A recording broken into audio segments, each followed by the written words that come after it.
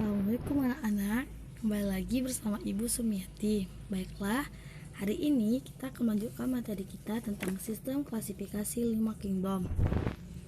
Nah, sebelum itu kita harus tahu dulu tujuan pembelajaran. Adapun tujuan pembelajaran pada materi hari ini, setelah mengikuti pembelajaran, peserta didik mampu. Yang pertama, siswa dapat mengenal dan menggunakan mikroskop. Yang kedua, siswa mampu mengelompokkan Monera dan Protista. Yang ketiga, siswa mampu mengelompokkan jamur. Tahukah kamu makhluk hidup yang berukuran sangat kecil? Tempat hidupnya misalnya di tanah, dalam air, dan dalam sisa-sisa makhluk hidup, dalam tubuh manusia, dan bahkan dalam sebutir debu. Pada gambar 2.18 berikut ini, kamu dapat melihat bakteri Escherichia coli atau E. coli yang dilihat dengan yang A menggunakan mikroskop elektron, yang B mikroskop cahaya yang menggunakan pewarnaan gram. Inilah contoh gambar bakteri E. coli tadi yang dilihat dengan mikroskop elektron dan mikroskop cahaya. Nah, pada pengamatan makhluk hidup yang berukuran sangat kecil tidak dapat dilihat dengan menggunakan kasat mata atau mata telanjang, tapi kita harus menggunakan alat bantu, yaitu alat bantunya mikroskop. Mikroskop memiliki bagian-bagian, adapun bagiannya lensa okuler, tabung, revolver, lensa objektif, meja benda, kondensor, diafragma, cermin, sekrup, pengarah kasar, sekrup, pengarah halus, pegangan sedia, sendi inklinasi, dan kaki. Nah, bagian mikroskop ini memiliki fungsi. Lensa okuler itu lensa yang berhubungan dengan mata langsung. Pengintai atau pengamat yang berfungsi untuk memperbesar bayangan objek. Ada 4 buah lensa, yaitu dengan perbesaran 5 kali, 10 kali, 12,5 kali, dan 15 kali. Lalu ada lensa objektif, lensa yang berada di dekat objek atau benda, yang berfungsi untuk memperbesar bayangan benda, susunan benda. Biasanya terdiri atas 3 atau 4 buah dengan perbesaran masing-masing 10 kali, 40 kali, 45 kali, dan 100 kali. Lalu ada diafragma. Diafragma untuk mengatur intensitas cahaya yang masuk ke lensa objektif. Lalu ada klip atau penjepit objek. Klip atau penjepit objek itu untuk menjepit preparat agar kedudukannya tidak bergeser ketika sedang diamati. Lalu ada lengan mikroskop untuk pegangan pada saat memindahkan atau membawa mikroskop. Lalu ada pemutar halus atau mikrometer untuk menggerakkan, menjauhkan, atau mendekatkan lensa objektif terhadap preparat secara pelan atau halus. Lalu ada pemutar kasar atau makrometer, itu untuk menggerakkan tubus ke atas dan ke bawah secara cepat. Lalu ada kondensor untuk mengumpulkan cahaya yang masuk. Alat ini bisa dinaik turunkan.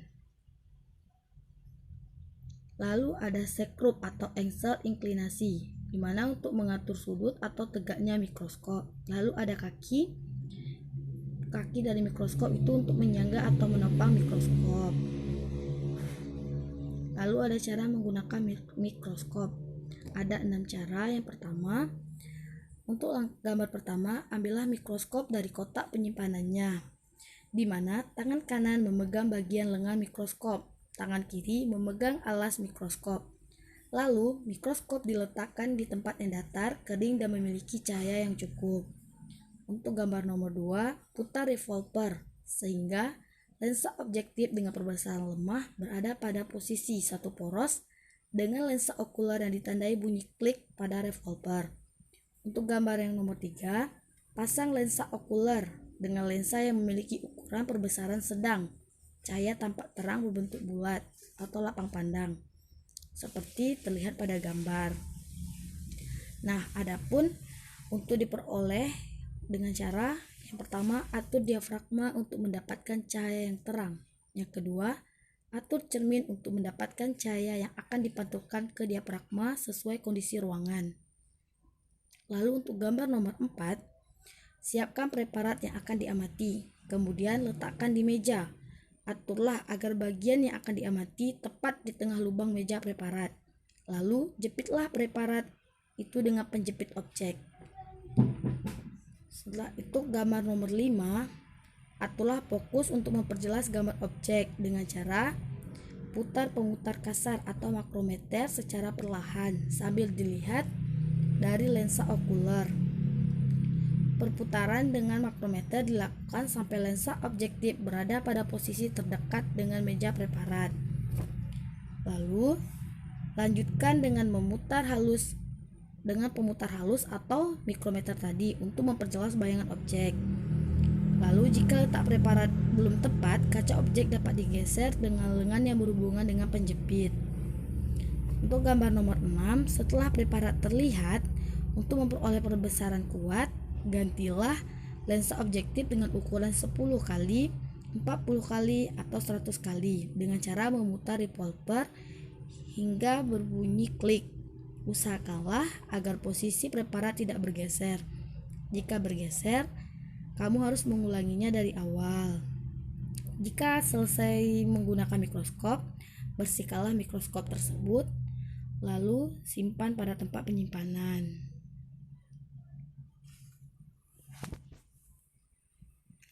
Pada tahun 1969, Robert Harding Whittaker, seorang ahli biologi di Amerika Serikat, menyusun klasifikasi makhluk hidup dengan mempertimbangkan tingkat organisme, sel, dan jenis nutrisi menjadi sistem klasifikasi 5 kingdom. Adapun sistem klasifikasi 5 kingdom ini terdiri dari Monera, Protista, Fungi, Fungi, dan Animalia.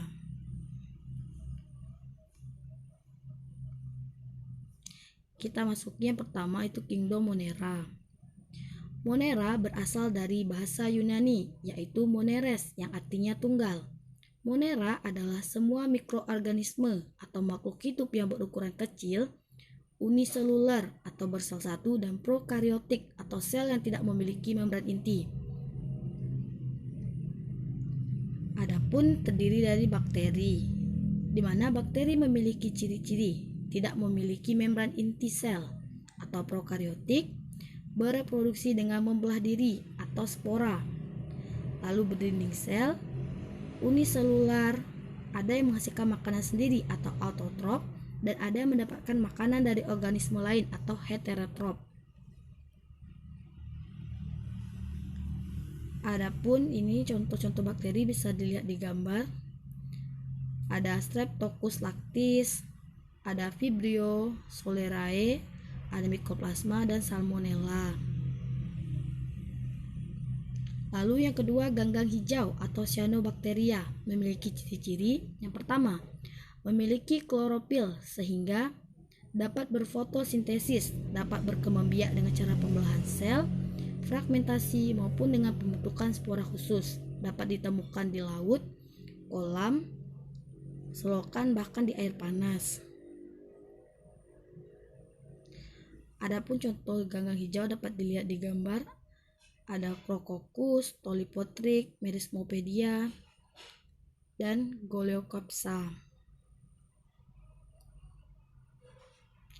Lalu yang kedua ada Protista.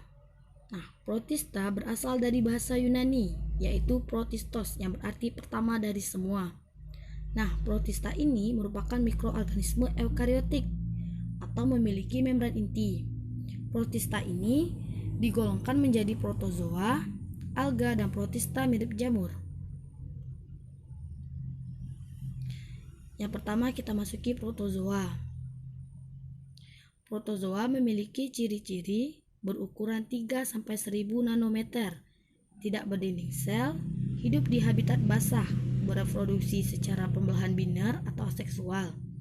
Pada lingkungan yang kurang baik akan mempertahankan diri dengan membentuk kista. Lalu memiliki alat gerak berupa kaki semu atau pseudopodia, bulu cambuk, flagella, dan rambut getar atau silia. Itu ada salah satu contoh dari protozoa, yaitu Paramecium. Lalu alga. Alga memiliki ciri-ciri. Yang pertama, memiliki dinding sel dan klorofil. Yang kedua, mampu memproduksi makanan sendiri. Yang ketiga, tubuh belum dapat dibedakan antara akar dan daun. Dan yang keempat, bereproduksi secara konjugasi atau seksual. Nah, itu dapat dilihat contoh dari alga. Lalu ada protista mirip jamur. Protista mirip jamur memiliki ciri-ciri tidak melakukan fotosintesis, tubuh tersusun atas hipa, beberapa anggota menghasilkan spora, dan bereproduksi menghasilkan spora. Itu ada contoh protista mirip jamur, yaitu jamur lendir atau Mycomycota. Lalu ada fungi. Fungi memiliki ciri-ciri selnya eukariotik, berukuran makroskopis, dan ada pula yang mikrokosmis. Lalu tubuh tersusun atas hipa atau benang, tidak memiliki klorofil, heterotrof atau tidak dapat membuat makanan sendiri, dan bereproduksi membentuk spora. Lalu jamur atau fungi tadi diklasifikasikan menjadi 4. Yang pertama ada Zygomicota. Zygomicota memiliki ciri-ciri. Yang pertama, tubuh terdiri atas hipa yang tidak bersekat dan banyak inti sel, menghasilkan zigospora dari hasil reproduksi seksual. Septa hanya terdapat pada sel untuk reproduksi. Lalu dinding selnya itu mengandung zat kitin, bersifat multiselular, dan reproduksi vegetatif atau aseksual membentuk spora, yaitu sporangiosspora.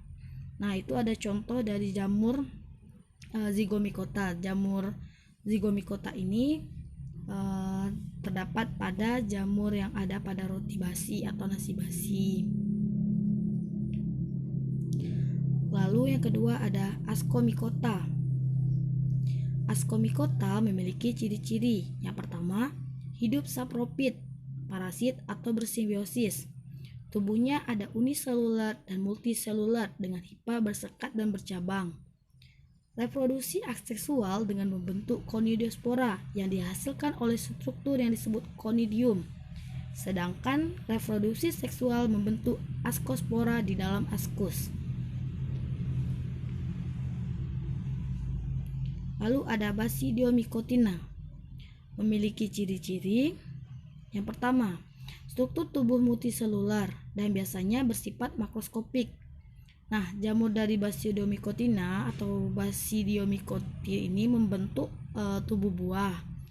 Beberapa jenis dari jamur ini itu bisa membahayakan tumbuhan lain. Misalnya, dapat menyebabkan kematian pada tanaman ladang. Contoh lain dari jamur ini ada Polvariola polvaceaceae, itu jamur merang, dan Ganoderma. Ini ada contoh dari jamur Basidiomycotina, contohnya itu jamur kuping. Selanjutnya ada Deuteromycotina.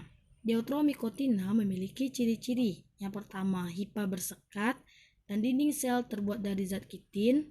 Dan jamur ini jarang membentuk tubuh buah sehingga berukuran mikroskopik, hidup sebagai saprofit atau parasit. Nah, itu ada contoh jamur Deuteromycotina. Adapun kesimpulan dari materi hari ini, Monera merupakan organisme uniseluler. Monera tergolong organisme prokaryotik atau tidak memiliki membran. Monera terdiri atas bakteri dan gagang hijau. Lalu protista termasuk eukaryotik atau memiliki membran inti. Fungsi fungi atau jamur ini diklasifikasikan menjadi 4. Ada Zygomicota, Ascomycota, Basidiomycota, dan Deuteromycota. Demikian yang dapat Ibu sampaikan. Semoga bermanfaat. Dan jangan lupa jaga kesehatan, selalu di rumah, gunakan masker. Demikian dari Ibu. Assalamualaikum warahmatullahi wabarakatuh.